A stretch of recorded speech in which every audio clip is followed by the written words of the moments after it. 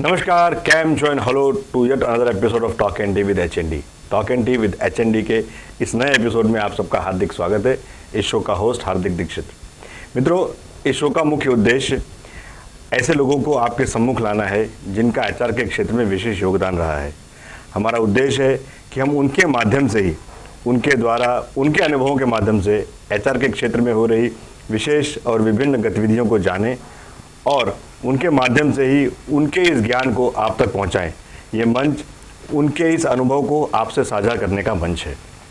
वो कत्ल करके भी आज़ाद रहें, वो कत्ल करके भी आज़ाद रहें, हम चिल्ला भी दें तो गुनाह मानो। जी हाँ, सुनने में थोड़ा अजीब लगता है, लेकिन हर वकील एक ही कानून की किताब पढ़ता है, लेकिन मुकदमे में फैसला उसी के हक में आता है जिसकी जिरह जोरदार होती है। ज्ञान सबके पास एक ही जैसा है, लेकिन उसको किस तरह से इंटरप्रेट किया जाता है उसके हिसाब से उस मुकदमे के फैसले आते हैं। हमारा आज का संवाद भी इसी विषय में जानकारी हासिल करना है। एचआर के क्षेत्र में लेबर लॉ से जुड़े कुछ विशेष तथ्यों को लेकर हम आज अपना संवाद आगे बढ़ाएंगे और हम जानेंगे लेबर लॉ से जुड़े कुछ मिथ्स या unique interpretation of labour laws. तो आइए हमारे आज के इस फैक्ट फाइंडिंग डिस्कशन में हम मुलाकात करते हैं लेबर लॉ के विशेषज्ञ श्री प्रमोद कुमार जड़िया जी से। प्रमोद जी एक एचआर कंसल्टेंट हैं और सिलवासा में कार्यरत हैं।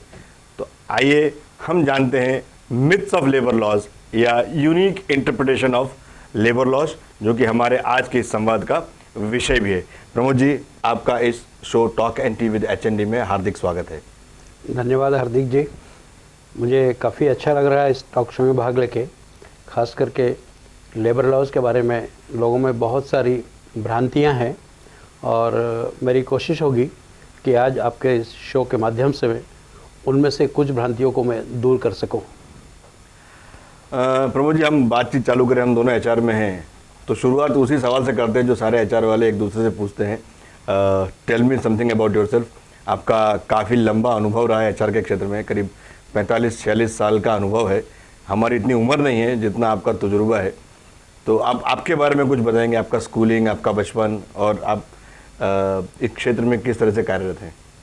हार्दिक जी, मैं रहने वाला हूं रतलाम ज़िले का, जो मध्य प्रदेश में है। एक बहुत छोटी सी आदिवासी तहसील है सैलाना। ओके। वहाँ पे मेरी स्कूलिंग हुई है जी।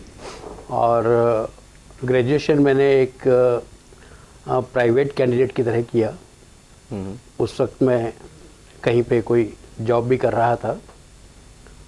पोस्ट ग्रेजुएशन मैंने सोशल वर्क में Indore school of social work से 1978 में किया और अपनी पहली नौकरी, मुझे बहुत गर्व है कि मैंने इंडिया की उस समय की जो मल्टीनेशनल थी ग्रासिम इंडस्ट्रीज, जिनके बहुत सारे देश में प्लांट थे, वहाँ से अपनी करियर की शुरुआत की। बाद में मुझे मौका मिला गवर्नमेंट के, सेंट्रल गवर्नमेंट के लेबर डिपार्टमेंट के साथ काम करने का और वहाँ मेरी नियुक्ति यूपीएससी से श्रम प्रवर्तन अधिकारी के पद पे हुई। और लेबर लॉ के फील्ड में कोल माइंस एरिया को, धनबाद एरिया को मक्का मदीना माना जाता है। जिसने लेबर लॉ के फील्ड में काम करना है उससे वहाँ का एक्सपोजर ज़रूर होना चाहिए। मुझे शुरुआत में ही वहाँ 2 साल काम करने का मौका मिला और स्थिति ऐसी बनी कि जब लेबर लॉ के फील्ड मैंने उतरा था श्रम प्रवर्तन अधिकारी के रूप में, उस समय तक लेबर लॉ के बारे में मेरा ज्ञान सिर्फ इतना था कि लेबर लॉ कुछ है, फैक्ट्रीज एक्ट है, जैसा नॉर्मल सभी लोग समझते हैं। सीपीसी सीआरपीसी में क्या अंतर होता है मुझे पता नहीं था, लेकिन उस पद पे रहते हुए बहुत सारे इस्टेब्लिशमेंट्स को विज़िट करने का, उनको समझने का मौका मिला और उनके खिलाफ मुझे बहुत सारे वायलेशंस के लिए मुकदमे दाखिल करना पड़े। उन मुकदमों की पैरवी भी मुझे खुद करनी थी, इसकी वजह से पढ़ना भी पड़ा। वो मेरे लिए असेट साबित हुआ और उस डिपार्टमेंट ने उसको ध्यान में रख के मुझे उनका जो ट्रेनिंग इंस्टीट्यूट था, जो अभी इंडिया का एपेक्स ट्रेनिंग इंस्टीट्यूट है, national labour institute new Delhi, वहाँ पे लिया और वहाँ मुझे हिंदुस्तान के स्टेट गवर्नमेंट, सेंट्रल गवर्नमेंट, सभी के लेबर कमिश्नर्स को ट्रेनिंग देने का मौका मिला और वहाँ रहते हुए ही अपने कैरियर ग्रोथ के लिए मैंने न्यूक्लियर पावर कॉरपोरेशन ज्वाइन किया। मैं वहाँ पे लगभग 5 साल मैंने काम किया।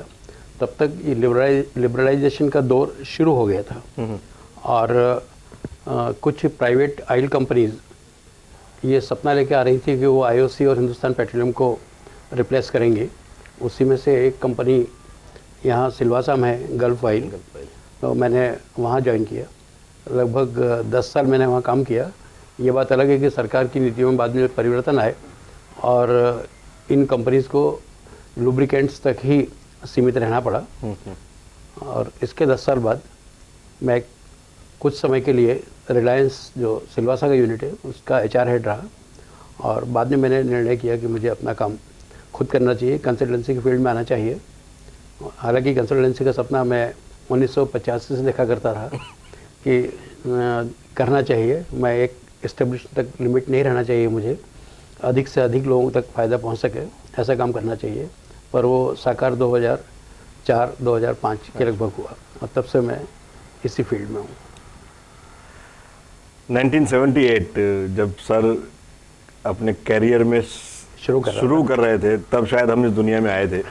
तो जैसे मैंने कहा कि जितना आपका तजुर्बा है उतनी शायद हमारी उम्र भी नहीं है और मैं आशा करता हूं कि ये जो चर्चा है, ये जो संवाद है, इससे हम सबको जो लोग एचआर में काम कर रहे हैं, इंडस्ट्रीज चला रहे हैं, ऑर्गेनाइजेशन चला रहे हैं, एचआर में आना चाहते हैं, उन सबको काफ़ी कुछ जानने और सीखने को अवश्य मिलेगा।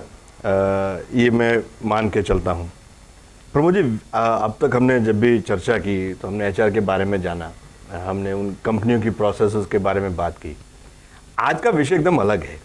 आज हम बात कर रहे हैं लेबर लॉज के बारे में और specifically some different interpretation of labour laws, the myth of labour laws as you say. इस विषय का विचार आपको कब आया और आपको क्यों लगा कि इसके ऊपर चर्चा करनी चाहिए? जिन दिनों में नेशनल लेबर इंस्टीट्यूट में ये ट्रेनिंग का काम कर रहा था, खास करके उन लेबर कमिश्नर्स के लिए, लेबर ऑफिसर्स के लिए जिनको फील्ड में जाके लेबर लॉ को इन्फोर्स करना था, उस समय मैं इस नतीजे में पहुंचा कि सभी लोग एक जैसा जवाब देते हैं और पढ़ने की आदत नहीं है और यहाँ से सुना वहाँ से सुना उसके आधार पे अपने विचार बना लेते हैं और कुछ इस प्रकार की भ्रांतियाँ हैं जो कि लेबर लॉ का असली उद्देश्य था कि हमारे उत्पादन के संसाधनों के बीच में जो उसके मेन स्टेक होल्डर्स हैं उनमें सामंजस्य बना रहे। और जब हमको उसका सही ज्ञान नहीं है तो वो सामंजस्य नहीं होगा। मुझे जो धनबाद में काम करने का मौका मिला, वहाँ पे इंटेंसिटी ऑफ द प्रॉब्लम्स बहुत ज़्यादा थी और इसकी वजह से मुझे डीप में पढ़ना पड़ा, समझना पड़ा। और इन लेबर कमिश्नर्स के प्रोग्राम में मैं उनको बताया करता था कि देखो, हम ये समझते हैं कि ये बात सही है पर ये बात सही नहीं है, ये पढ़ो, इसके अंदर क्या लिखा है, पढ़ने की आदत डालो। और एक वाक्य मैं हमेशा तब से कहता आ रहा हूँ कि लेबर लॉज में या लॉ के किसी भी फील्ड में कभी भी किसी भी व्यक्ति को अपनी याददाश्त पर भरोसा नहीं करना चाहिए। उसे हमेशा बुक्स रेफ़र करना चाहिए। एक और मेरा बहुत ही इस इलाके में लोकप्रिय सेंटेंस है एचआर के लोगों में कि लेबर लॉ हमारे काम का मुश्किल से 5% है।